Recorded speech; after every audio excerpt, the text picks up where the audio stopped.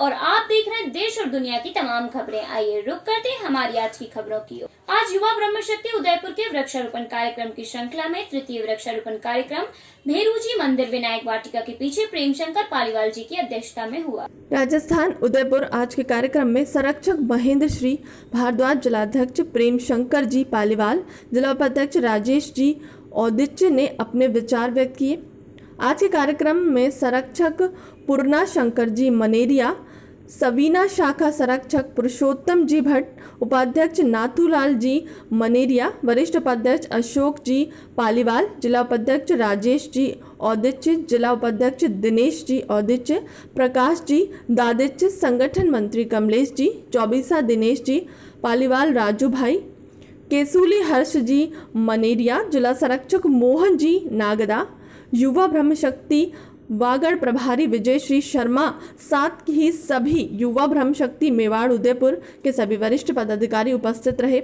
युवा ब्रह्म शक्ति मेवाड़ जिला अध्यक्ष प्रेमशंकर पालीवाल की उपस्थिति में जिला कार्यकारिणी की बैठक हुई। उसमें युवा ब्रह्म शक्ति उदयपुर में आने वाले समय में प्रायोजित योजनाएं एवं कार्यक्रम पर मंथन किया गया, जिस पर सभी पदाधिकारी ने अपने विचार व्यक्त किए और सर्वसम्मति से जिला सह मंत्री पद पर दिनेश जी पालीवाल हाल मुकाम उदयपुर को नियुक्त किया गया।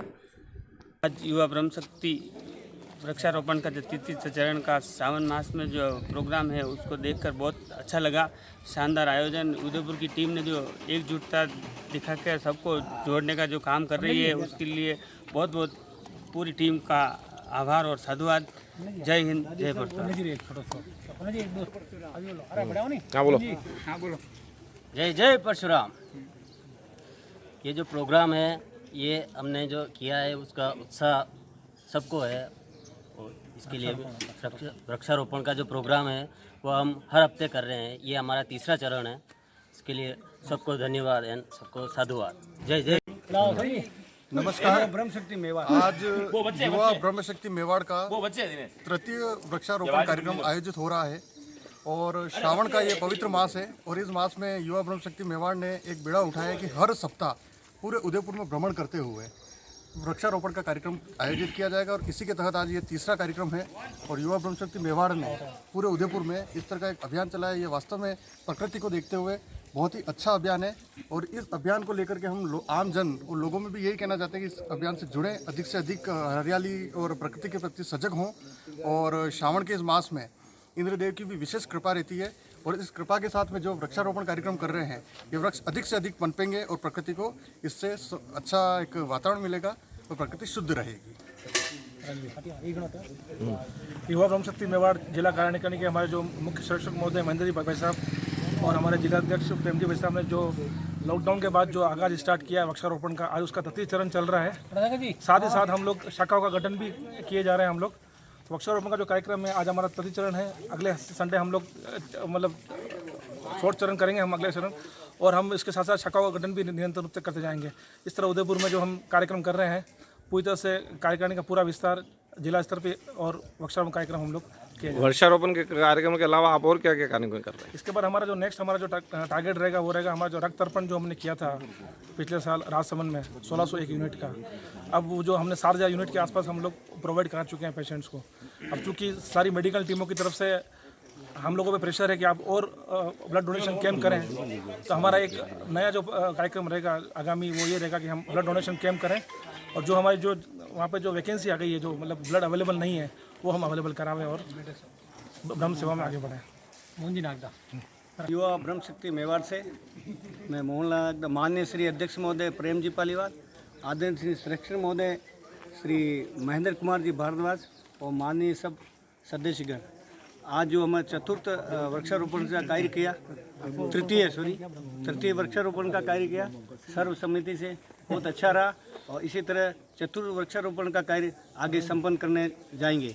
इसलिए सभी युवा ब्रह्म शक्ति मेवाड़ से निवेदन है कि सहयोग करें और अच्छे उत्कृष्टता से कार्य किया जाए। सर धन्यवाद।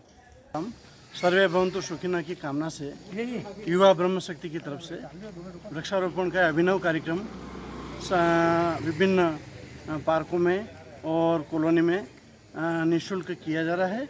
सभी युवा ब्रह्म शक्ति के नवयुवक अपने तन मन से विभिन्न प्रकार के पौधे लगा के प्रकृति को हरा करने की तरफ और समाज के सर्वांगीण विकास के लिए कार्य करने के लिए प्रेरित हैं और संकल्पबद्ध हैं। धन्यवाद। जय परशुराम। नमस्कार सभी को, सभी सदस्यगण, अध्यक्ष महोदय साहब का, सभी का सम्मान। और आज मुझे जिला सह मंत्री बनाया गया है, जिसके लिए सभी का बहुत बहुत आभार। और ये जो तीसरा जो वृक्षारोपण हुआ है, ये काफ़ी अच्छा प्रोग्राम था और ऐसा ब्रह्म शक्ति आगे भी और करती रहेगी और अच्छा प्रोग्राम चलता रहेगा। धन्यवाद साहब। विद्युत पावर हाउस की समस्या को लेकर किसानों का अनशन चौथे दिन भी रहा जारी। बांदा में विद्युत आपूर्ति और नया ट्रांसफार्मर मशीनें लगवाए जाने को लेकर ग्राम पखरोली विद्युत पावर हाउस के क्षेत्रीय किसानों ने पावर हाउस पर क्रमिक अनशन पर बैठे हैं, जिसमें आज अनशन का चौथा दिन है। वहीं मांगे ना पूरी होने पर किसानों ने आमरण अनशन की चेतावनी भी दी है। बांदा जनपद के बेबरू तहसील क्षेत्र के पखरोली गांव में विद्युत पावर हाउस में क्षेत्रीय किसानों के द्वारा आज अनशन के चौथे दिन भी क्रमिक अनशन चालू रहा। वहीं किसानों ने बताया कि 3 वर्ष से यहां के किसानों को पर्याप्त बिजली नहीं मिल रही है।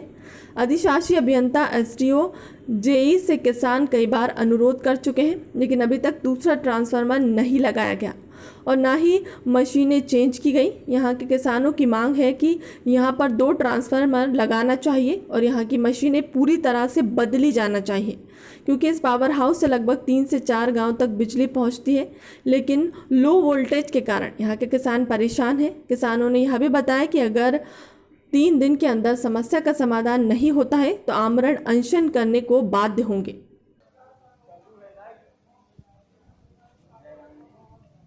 नाम है आपका? मेरा नाम है पूर्व सूबेदार जीपी यादव, पारा बन्नू बेगम जी। किस प्रकार की समस्या को लेकर के आज यहाँ पावर हाउस पर बैठे हैं आप?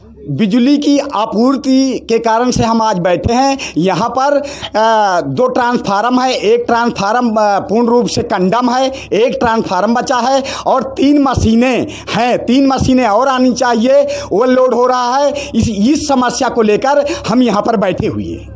अच्छा, क्या चाहते हैं आप? हम ये चाहते हैं कि एक ट्रांसफार्म और आ जाए, क्योंकि ऑलरेडी एक ट्रांसफार्म है, अगर वो ख़राब हो गया तो फिर 1 महीना लगेगा, किसान मर जाएंगे। कितने दिन से आप अनशन पर बैठे हैं? आज अनशन पे हमारे को 3 दिन हो गया लगातार बैठे हुए। अच्छा, अभी तक कोई अधिकारी या विद्युत विभाग का कर्मचारी यहाँ पर आया? विद्युत विभाग के कर्मचारी एक्सीएन साहब कल आए थे, हमें दिलासा दे गए कि आपका काम होगा, मशीन आ जाएंगी और ट्रांसफार्म आएगा, लेकिन हम तब तक बैठे रहेंगे जब तक यहाँ पर बिजली हाउस पावर में लग नहीं जाएगा, मशीन नहीं लग जाएगी। अगर आपकी मांगे पूरी नहीं होती तो आप क्या करेंगे आगे चलकर? अगर हमारी मांगे पूरी नहीं होंगी तो याचना नहीं अब रण होगा, जीवन जय मरण होगा। फन से स्नान का डोलेगा, दुर्योधन रण ऐसा होगा, फिर न कभी ऐसा होगा। किसानों के लिए चाहे हमें मरना पड़े, प्राणांत तो अब होगा। यानी आप आमरण अनशन के लिए तैयार? बिल्कुल, हम आमरण अनशन के लिए तैयार हैं। क्या नाम है आपका? मेरा नाम है पूर्व सूबेदार जीपी यादव। महानंद सिंह पारा। ये किस प्रकार से क्रमिक अनशन चल रहा है आपका? ये पखरौली पावर हाउस में 2 ट्रांसफार्म होना चाहिए और 6 मशीनें होना चाहिए। विगत 3 वर्षों से हम क्षेत्रीय किसान मिलकर के मांग कर रहे हैं, लेकिन आज तक हमारी समस्याओं का समाधान नहीं हुआ और मशीनें और ट्रांसफार्म न हो पाने के कारण हम अपनी फसलों का उत्पादन नहीं ले पा रहे हैं। अब इस बार हम सब लोगों ने मिलकर के ये रणनीति बनाई है कि जब तक मशीनें और ट्रांसफार्म नहीं आ जाते तब तक हम यहाँ से हिलेंगे नहीं। कल सोमवार तक का समय हम बिजली विभाग को दे रहे हैं कि कल तक मशीनें लगवा दें, अन्यथा मंगलवार से हम यहाँ आमरण अनशन में बैठेंगे। जब तक मशीनें नहीं आएंगी तब तक हम यहाँ से आमरण अनशन ख़त्म नहीं करेंगे, चाहे हमारे प्राणांत यहीं हो जाएं। ये समस्या कब से हो रही है? ये विगत 3 वर्षों से है। आश्वासन के ऊपर आश्वासन दिया जा रहा है, लेकिन मशीनें नहीं दी जा रही। अगर अभी तक कोई अधिकारी यहाँ पर? अभी तक कल एक्सीएन साहब, एसडीओ साहब और जेई महोदय आए थे, उन्होंने फिर वही पुनः आश्वासन दिया है। उनसे भी हम लोगों ने बोल दिया है कि आश्वासन नहीं, हमारा पावर हाउस का ट्रांसफार्म और मशीनें भिजवा दीजिए। हम अपना यहाँ से ये दरी लेकर के अपने घर चले जाएंगे। हम इतने फुर्सत नहीं है कि हम अनशन में बैठे रहें। हमारे पास खेती का इस समय काम है। ये आज चौथा। उप जिलाधिकारी ने बरती सख्ती, बाजारों में पसरा रहा सन्नाटा। बाजार बंदी के दौरान गलियों मोहल्लों को कराया गया सैनिटाइज। भरताना तहसील क्षेत्र में आज सुबह से बाजार व मेडिकल की दुकानों के बाहर सन्नाटा पसरा रहा। 2 दिन के साप्ताहिक बंदी के दौरान लोगों ने अपने अपने प्रतिष्ठानों को बंद रखकर उप जिलाधिकारी इंद्रजीत सिंह के द्वारा दिए गए आदेशों का व्यापारियों ने पालन किया। उनके द्वारा दिए गए दिशा निर्देश में लोगों ने कहा कि शनिवार व रविवार को सभी लोग अपने अपने घरों पर ही रहें, क्योंकि नगर पालिका द्वारा सप्ताह में 2 दिन तक लगातार बाजार व मोहल्ले में सैनिटाइज का कार्य कराया जाता है। श्री सिंह ने कहा कि घरों पर ही रहें, अनावश्यक रूप से घरों से बाहर ना निकले, आवश्यक काम होने पर ही घरों से बाहर निकले। वहीं हर तिराहे चौराहे पर पुलिस के 2 लोगों को बिठाया गया है। वहीं कोविड-19 प्रभारी आदित्य प्रताप सिंह भदौरिया ने अपनी देखरेख में सैनिटाइज का कार्य सुबह से प्रारंभ कर शाम 5 बजे तक सभी नगर व मोहल्ले में खत्म कराया।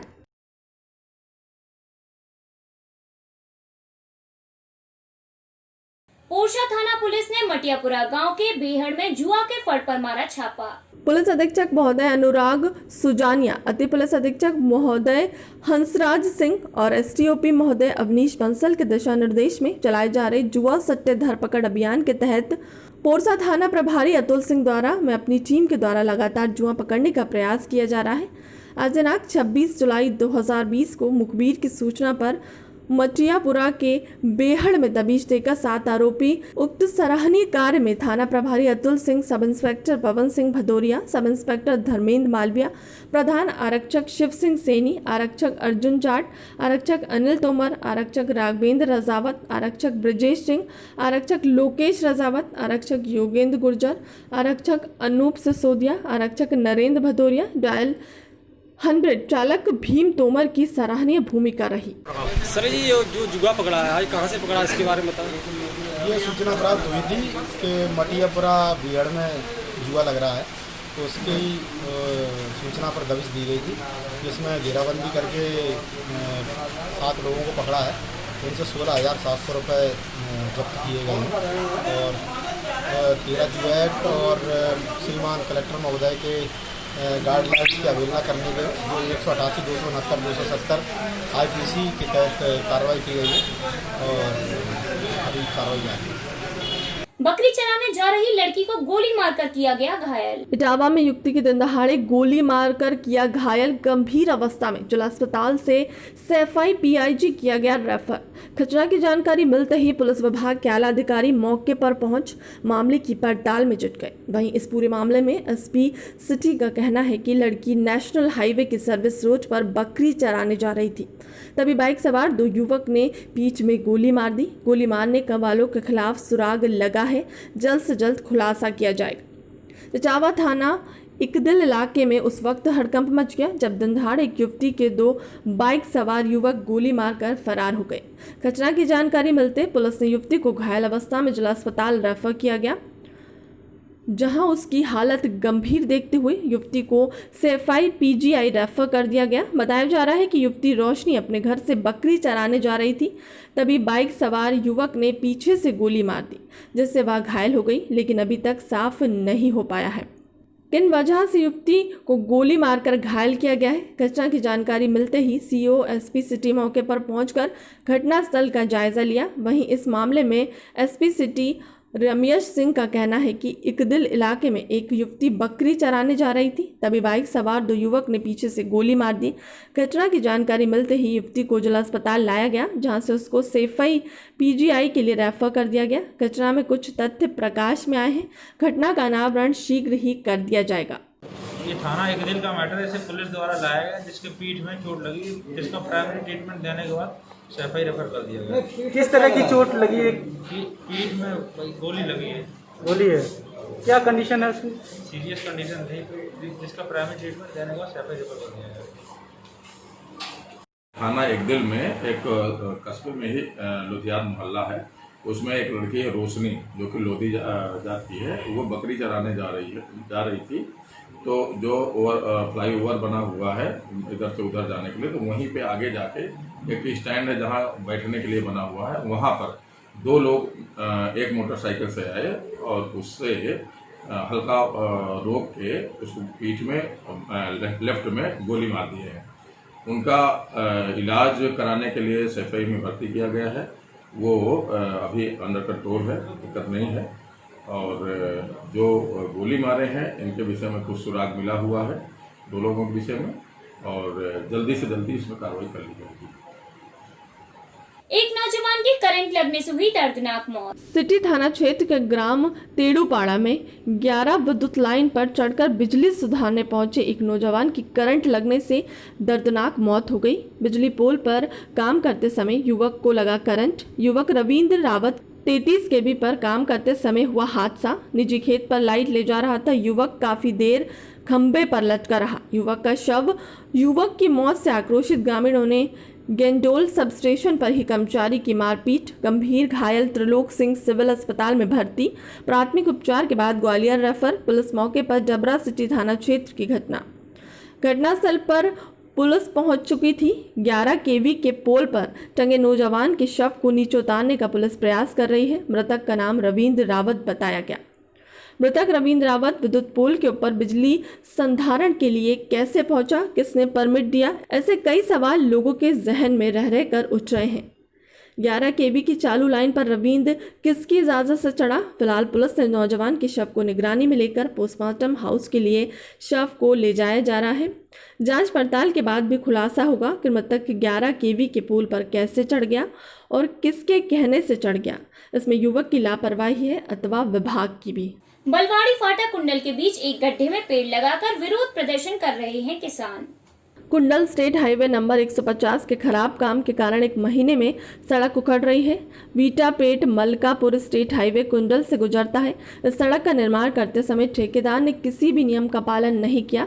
भले ही सड़क के निर्माण में केवल 1 महीना ही हो रहा हो, लेकिन बलवाड़ी फाटा और कुंडल के बीच इस सड़क पर गड्ढे हैं और ठेकेदार के पास सड़क के पूरा होने से पहले इन गड्ढों का पेच वर्क पूरा करने का समय है। इस सड़क के ठेकेदारों से अपेक्षा की गई कि वह पहले यहाँ की मौजूदा सड़क खोदकर उसमें पत्थर की एक नई परत बिछा दें, फिर बारीक पत्थर की एक परत और फिर डामर की एक परत। इसके अलावा पूरी सड़क माप के क्रम में है, लेकिन ठेकेदार ने इन सभी नियमों को तोड़ा है।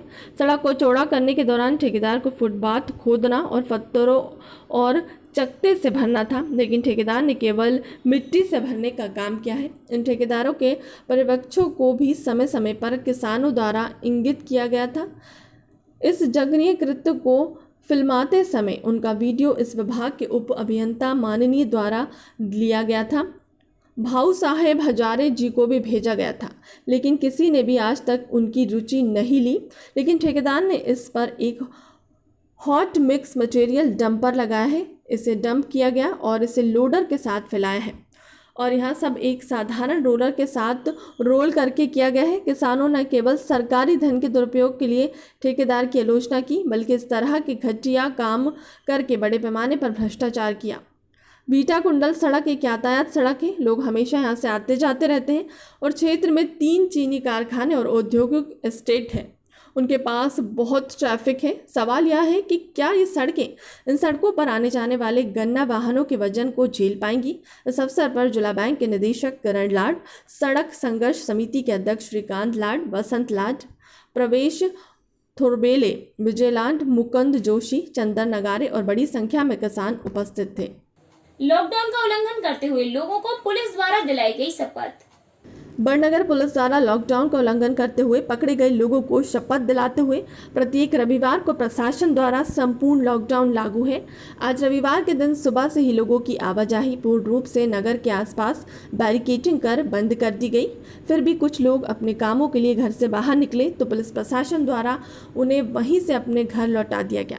आज पुलिस प्रशासन ज़्यादा सख्त नजर आया। किसी भी स्थिति में आवागमन पर रोक कर दी गई है। गौरतलब है कि बड़नगर व आसपास ग्रामीण अंचल में लगातार कोरोना पॉजिटिव मरीज आ रहे हैं, जिससे प्रशासन की चिंता बढ़ी हुई है। बदनावर मार्ग से कुछ लोग शहर होकर उज्जैन रोड पर निकल रहे थे, जिन्हें बाईपास रोड से निकलने के लिए कहा गया। नगर में प्रवेश पूर्ण रूप से वर्जित कर दिया गया। रैपिड टेस्ट के दौरान 11 लोग निकले कोरोना पॉजिटिव। जिलाधिकारी जे.बी. सिंह द्वारा दिए गए निर्देश पर उप जिलाधिकारी इंद्रजीत सिंह ने आज 2 जगह कोरोना शिविर लगवाया। लोगों ने अपने पूरे परिवार के साथ मिलकर उप जिलाधिकारी इंद्रजीत सिंह के द्वारा दिए गए आदेशों का पालन करते हुए खुशी से अपनी कोरोना जांच कराई। कोरोना जांच के दौरान अधिशासी अधिकारी राम आसरे, कमल तहसीलदार, गजराज सिंह लेखपाल, अर्जुन सिंह ने जाँच के अंत तक वहीं रहकर लोगों को सोशल डिस्टेंसिंग व मास्क लगाने के लिए जागरूक किया। वहीं सामुदायिक स्वास्थ्य केंद्र अधीक्षक अमित दीक्षित ने बताया कि मुख्य चिकित्सा अधिकारी द्वारा उन्हें जांच शिविर लगाने का निर्देश दिया गया था, जिसको मद्देनजर रखते हुए उन्होंने उप जिलाधिकारी से वार्तालाप के दौरान महावीर नगर व कल्याण नगर में बढ़ रहे मरीजों को देखते हुए वहां के लोगों की जांच करने के निर्देश दिए, जिसमें जांच शिविर में 392 लोगों ने अपनी कोरोना जांच कराई है, जिसमें 11 लोगों की रैपिड रिपोर्ट पॉजिटिव आई है और वो लोगों के नेजल सैंपल लैब में टेस्टिंग के लिए भेज दिए गए हैं। जांच शिविर के अंत में नगर पालिका परिषद के अधिशासी अधिकारी राम आसरे कमल ने सफाई कर्मियों को बुलाकर जांच शिविर की जगह पर साफ सफाई अभियान चलाया व सैनिटाइज किया। आज सुबह से कल्याण नगर और महावीर नगर में सभी अधिकारी कुछ चीज़ों का जायजा लेने के लिए पहुंच रहे हैं। जी जी, ये क्या मामला है पूरा? एक्चुअली मैं आपको बताऊं कि मोहल्ला कल्याण नगर जो नगर पालिका का वार्ड नंबर 23 है, वहाँ पर कुछ व्यक्ति कोरोना पॉजिटिव मिले थे और एक ही परिवार के 6 लोग संक्रमित पाए गए थे। उसके बाद मोहल्ला महावीर नगर पड़ता है, वार्ड नंबर 21, वहाँ पे एक परिवार के 3 लोग, फिर उसके बगल में एक बैंक के शाखा प्रबंधक और उसके बगल में 2 लोग और पॉजिटिव पाए गए हैं। वो बिल्कुल पड़ोसी हैं, अगल बगल की गलियाँ हैं। तो वहाँ पे कोरोना वायरस संक्रमण की स्थिति बहुत ज़्यादा हो गई थी। इस चक्कर में माननीय जिलाधिकारी महोदय द्वारा ये निर्देश किया गया था कि वहाँ पे जाके एक सभी मोहल्ले वासियों की आसपास की रैपिड टेस्टिंग करा दी जाए कोविड-19 की। जी, उसी के संदर्भ में आज एसडीएम महोदय भटना, तहसीलदार महोदय भटना एवं हमारे अधिशासी अधिकारी व सामुदायिक स्वास्थ्य केंद्र के अधीक्षक श्री अमित दीक्षित जी और उनकी पूरी टीम और हमारी पालिका की पूरी टीम वहाँ पर जाकर पहले सैनिटाइज कराया, फिर लोगों को जागरूक करा स्वच्छता के बारे में, कोविड-19 के बारे में और लोगों की रैपिड टेस्टिंग कराई कोरोना संबंध में, जिसमें लगभग 450 करीब टेस्टिंग हुई है। जी, और टेस्टिंग करने के बाद जो भी हम लोगों का उसके बाद जो सफाई का और जन जागरूकता अभियान था वो भी चलाया गया जी, और इसका पूरी गलियों को सैनिटाइज कराया गया अपना। आज कितने कोरोना मरीज पाए गए हैं वर्तमान में? आज सुबह प्रातःकालीन एक जो सीएमओ साहब के यहाँ रिपोर्ट आई है, उसमें से एक व्यक्ति मोहल्ला महावीर नगर में कोविड पॉजिटिव पाए गए। होमगार्ड ग्राउंड में मिली महिला की लाश का कोतवाली पुलिस ने किया खुलासा। मृतका का दामाद ही निकला हत्या का आरोपी। विगत दिवस होमगार्ड ग्राउंड में मिली महिला कमोबाई मारावी पति लीला आदिवासी की लाश बरामद की गई, जिसके बाद उक्त घटना को तत्परता से लेते हुए दमन पुलिस अधीक्षक हेमंत चौहान के निर्देश में एक टीम गठित की गई, जिसके बाद वरिष्ठ डॉग स्पॉट एसएफएल टीम के द्वारा पंचनामा के आधार पर विवेचना शुरू की गई। साथ ही मृतक महिला की लड़की से भी सघन पूछताछ की गई, जिसके बाद उक्त आरोपी की तलाश शुरू कर आरोपी को भोपाल से पकड़ा गया, जिसने भी अपना जुर्म कबूल किया, जिसके चलते आरोपी को पकड़ने में कोतवाली पुलिस को सफलता प्राप्त हुई है। मृतका की एक बेटी भी थी, जिसने बगैर अपनी मां को बताए भोपाल में किसी मोहम्मद आबिद खान के साथ शादी कर ली थी, जिससे नाराज लड़की की मां दामाद को टोकती रहती थी। वहीं विगत रात्रि गुस्साए दामाद ने भोपाल से किसी मारुति में रात्रि में ही आकर घटना को अंजाम दिया, जिसमें पहले छुरी से गले को रेता, फिर प्लास्टिक की रस्सी से महिला का गला रेत कर हत्या कर दी, जिसके पास से वारदात में उपयोग की गई छुरी और प्लास्टिक की रस्सी भी बरामद की गई, जिसके बाद कोतवाली पुलिस सघन जांच में जुट गई थी। जानकारी दी, वहाँ पर मौके पे जो पड़ोसी था उसने पहचान कर बताया कि ये जो शव है ये कम्मूबाई का है और ये चाय की दुकान चलाती है, अकेली घर में रहती है। इसकी एक बच्ची थी जिसकी जो चली गई है भोपाल में, किसी से शादी कर ली।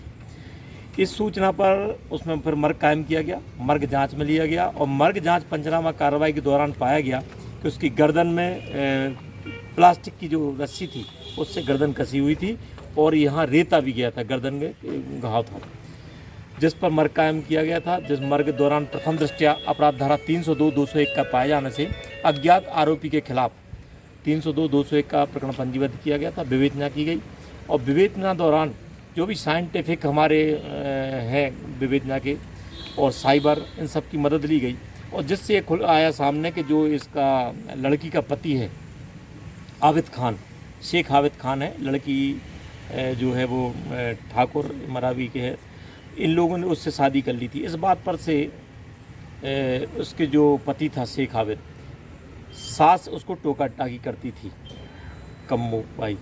इस बात से वो नाराज़ रहता था, उससे पैसे भी उसका कहना था वसूलती थी। जब पूछताछ की गई तो उसने अपना जुर्म स्वीकार किया और बताया कि मैं रात्रि में भोपाल से चला था और यहाँ आकर रात में ही करीब 3:30 बजे उसको घटना को अंजाम दिया और फिर तत्काल वापस चला गया था भोपाल। इसके द्वारा मेमोरेंडम पर जो रस्सी का टुकड़ा था वो और जो जिससे उसने उसकी हत्या की थी चाकू, वो दोनों बरामद करवाए हैं, जब्त की गई हैं और इसके खिलाफ गिरफ्तारी कर जीआर पर भेजा जा रहा है। आरोप किस साधन से दमू पहुंचा था? उसका कहना है 4 व्हीलर से आया था, किराए की 4 व्हीलर ली थी। वो अभी पूछताछ किया है परंतु अभी वो 4 व्हीलर के बारे में बता नहीं पा रहा है। उसका कहना है वो किराए से ली थी। इसमें हमारे पुलिस अधीक्षक महोदय श्री हेमंत चौहान जी, अतिरिक्त पुलिस अधीक्षक शिव कुमार जी, हमारे CSP साहब मुकेश अभद्रा जी, सब लोग मौके पर पहुंच गए थे और उनके निर्देशन में ये कार्रवाई की गई है, जिसमें पुलिस को 24 घंटे के अंदर सफलता प्राप्त हुई। कारगिल शहीद विनोद कुमार नागा को ग्रामीणों ने दी श्रद्धांजलि। कारगिल शहीद विनोद कुमार नागा को ग्रामीणों ने दी श्रद्धांजलि। सीकर जिले के दोद क्षेत्र के गांव रामपुरा के शहीद विनोद कुमार नागा के स्मारक पर माला पहना, मोमबत्ती जलाकर युवाओं ने श्रद्धांजलि दी। इस मौके पर युवाओं ने शहीद नागा के कारगिल युद्ध में योगदान को भी याद किया। इस दौरान पूर्व सरपंच सावरमल ने युवाओं को शहीद के सिद्धांतों को अपने जीवन में अनुसरण करने की अपील की। इस दौरान गांव के युवा भंवरलाल, रामरत्न, नवरंग, दिलीप, लक्ष्मीकांत, झाबा रॉयल, हरि नागा, महेंद्र मुवाल, कमल नागा, कमल, योगेंद्र, राजू आकाश, कैलाश हरि सहित कई ग्रामीण उपस्थित थे। बहुत ही प्रेरणा स्रोत हैं और इसी से प्रेरणा लेते हुए युवा आज भी प्रयत्न है। आज कारगिल विजय दिवस के रूप में सभी भाई हमारे यहाँ इकट्ठे हुए हैं और हमारा छोटा सा एक श्रद्धांजलि है शहीद विनोद कुमार नागा के यहाँ पे फूल मालाएं चढ़ा के और मोमबत्ती जला के। धन्यवाद। आज के लिए बस इतना ही। देश और दुनिया की तमाम खबरों को देखने के लिए बने रहिए न्यूज़ 24 एक्सप्रेस के साथ।